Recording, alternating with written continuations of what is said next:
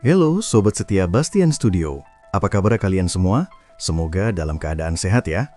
Kembali lagi bersama kami untuk mengupas tuntas setiap detail emosi, ketegangan, dan plot twist yang baru saja terjadi di sinetron kesayangan kita, Beri Cinta Waktu. Sobat Bastian Studio, episode yang baru saja kita saksikan atau cuplikan sebelum kata bersambung muncul, benar-benar sukses membuat jantung kita seolah berhenti berdetak. Kita tidak sedang berbicara tentang drama percintaan biasa, melainkan sebuah teror psikologis yang menghancurkan mental para karakternya. Mari kita mulai dari detik-detik awal yang mengubah segalanya. Kita melihat Adila dengan wajah yang penuh harap sedang menunggu Trian. Namun, takdir berkata lain. Sebuah mobil berhenti dan dalam sekejap mata, Adila lenyap. Adegan ini begitu cepat, namun meninggalkan dampak yang luar biasa. Ketika Trian datang, yang dia temukan hanyalah keheningan yang mencekam dan bunga-bunga yang tergeletak di jalanan. Bunga yang seharusnya menjadi simbol kebahagiaan, kini berubah menjadi pertanda buruk. Kepanikan Trian di sini sangat manusiawi. Dia berlari, berteriak memanggil nama istrinya, namun nihil. Telepon yang tidak diangkat semakin memperkuat firasat buruknya. Trian tahu, ini bukan sekedar Adila pergi ke warung. Ini adalah penculikan. Dan benar saja, saat dia menghubungi Bimo, ketegangan mulai merambat naik. Bimo pun ikut syok, seolah tidak percaya bahwa badai kembali menerpa keluarga ini. Namun teror yang sesungguhnya baru dimulai ketika telepon genggam Trian berdering, bukan dari Adila, melainkan dari si Ormis atau si orang misterius. Suara di seberang sana tenang, dingin namun mematikan. Dia memberi kabar bahwa Adila ada bersamanya. Tapi kejutan biadabnya bukan hanya itu.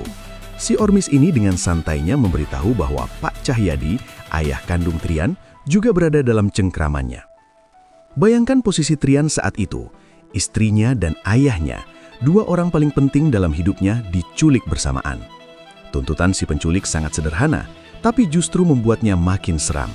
Jangan lapor polisi, tunggu instruksi selanjutnya. Trian bahkan sudah menawarkan uang, berapapun jumlahnya, tapi penjahat ini tidak butuh uang. Ini adalah indikasi kuat bahwa motif dibalik penculikan ini adalah dendam pribadi atau keinginan untuk melihat Trian menderita secara mental. Kita kemudian diperlihatkan kondisi para sandara. Adila terbangun di sebuah ruangan kosong, tangan terikat, sendirian dalam ketakutan. Teriakannya memantul di dinding kosong tanpa jawaban. Begitu juga dengan Pak Cahyadi, sosok yang biasanya gagah, otoriter dan penuh kuasa, kini tidak berdaya dengan tangan terikat. Dia berteriak frustrasi, menawarkan kekayaannya, namun tidak ada gunanya. Di sini kita belajar bahwa harta tidak bisa membeli keselamatan di hadapan dendam. Sobat Bastian Studio, mari kita geser sedikit fokus kita ke karakter yang paling manipulatif saat ini, yaitu Aditya. Saat Trian, Andra, dan Bimo sedang kalut setengah mati, Aditya justru tersenyum puas. Ketika Nina memberikan informasi bahwa rencana sudah berjalan, mata Aditya berbinar. Dia berkata, "Maaf ya Dil, aku melakukan ini karena keinginan terdalam saya." Kalimat ini sangat mengerikan. Aditya secara tidak langsung mengakui bahwa dia menikmati kehancuran ini. Dia ingin melihat Trian jatuh sejatuh-jatuhnya. Bahkan Aditya sudah bersiap untuk membantu jika situasi memburuk. Bantuan ini tentu bukan karena dia baik, tapi karena dia ingin permainan tikus dan kucing ini berlangsung lebih lama. Kembali ke Trian. Setelah mendapatkan share location, Trian, Andra, dan Bimo sampai di lokasi. Tapi tentu saja tidak semudah itu. Mereka langsung disambut oleh kepungan kreman. Jumlahnya tidak main-main. Disinilah keberanian Andra dan Bimo diuji. Mereka berdua pasang badan, menyuruh Trian untuk terus maju mencari Adila dan Papa, sementara mereka menahan gelombang serangan orang-orang jahat itu. Dan akhirnya, Trian menemukan mereka. Pemandangan di depannya sungguh menyayat hati. Adila dan Pak Cahyadi terikat tak berdaya. Keduanya berteriak memanggil Trian. "Trian, tolong Papa! Mas Trian, tolong aku!" Suara mereka bersahut-sahutan menciptakan simfoni kepanikan. Trian ingin berlari memeluk mereka, tapi langkahnya terhenti. Si Ormis itu muncul atau setidaknya memberikan kode dengan tepukan tangan yang angkuh. Ketegangan mencapai puncaknya dan ini benar-benar gila ketika anak buah si penculik mulai menyiramkan bahan bakar. Bau bensin menyengat udara, mengelilingi Adila dan Pak Cahyadi. Ancaman api sudah di depan mata. Satu percikan saja, semuanya akan tamat. Di momen kritis inilah, si Ormis memberikan soal ujian tersulit dalam hidup Trian. Dia bertanya, kamu memilih siapa? Siapa yang akan kamu tolong? Istrimu atau papamu? Sobat Bastian Studio, ini adalah pilihan yang sangat sadis. Tidak ada jawaban yang benar. Trian terdiam. Waktu seolah melambat. Di kepalanya berputar memori masa kecil bersama papanya. Sosok ayah yang dulu melindunginya, menyayanginya meskipun sekarang sering berselisih paham. Darah dagingnya sendiri. Namun di sisi lain, bayangan pernikahannya dengan Adila muncul. Janji suci untuk sehidup semati, perjuangan cinta mereka yang penuh air mata, dan Adila adalah masa depannya. Api mulai dinyalakan, hawa panas mulai terasa. Trian harus memilih detik itu juga. Sementara di luar gedung, kita melihat plot twist kecil. Ada sosok misterius yang kita duga kuat adalah Aditya datang membantu Andra, Bimo, Rama, dan Jono menghajar para preman itu. Aditya membantu musuhnya sendiri agar drama di dalam gedung bisa berlangsung sesuai skenarionya. Kembali ke Trian.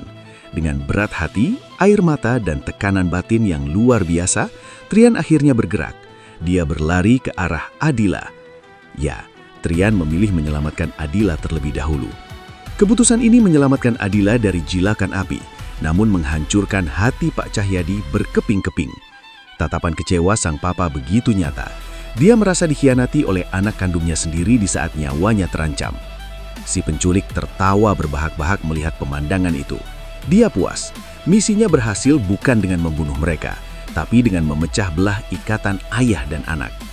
Setelah itu si Ormis pergi begitu saja, meninggalkan kekacauan. Untungnya, Andra sigap. Dia menerobos masuk dan menyelamatkan Pak Cahyadi yang sudah dikepung api.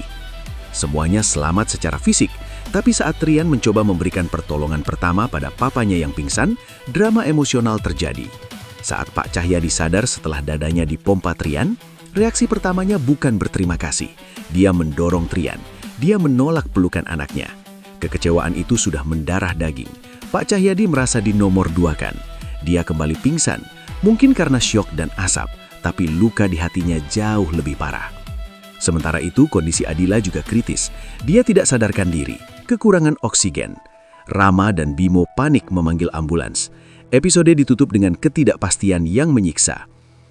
Analisis kami dari Bastian Studio, si Ormis dan Aditya ini benar-benar jenius dalam kejahatan. Mereka tahu membunuh fisik itu terlalu mudah, tapi membunuh hubungan keluarga, membuat seorang ayah membenci anaknya seumur hidup, itu adalah kemenangan yang sesungguhnya bagi penjahat. Sekarang kita ditinggalkan dengan pertanyaan besar. Apakah Pak Cahyadi akan pernah memaafkan Trian? Bagaimana Trian akan menjelaskan pilihannya nanti?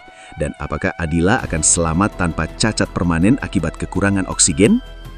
Sobat Bastian Studio, konflik batin ini pasti akan menjadi bumbu utama di episode selanjutnya. Perseteruan ayah dan anak akan semakin tajam, dan Adila akan merasa bersalah karena Trian memilih dia.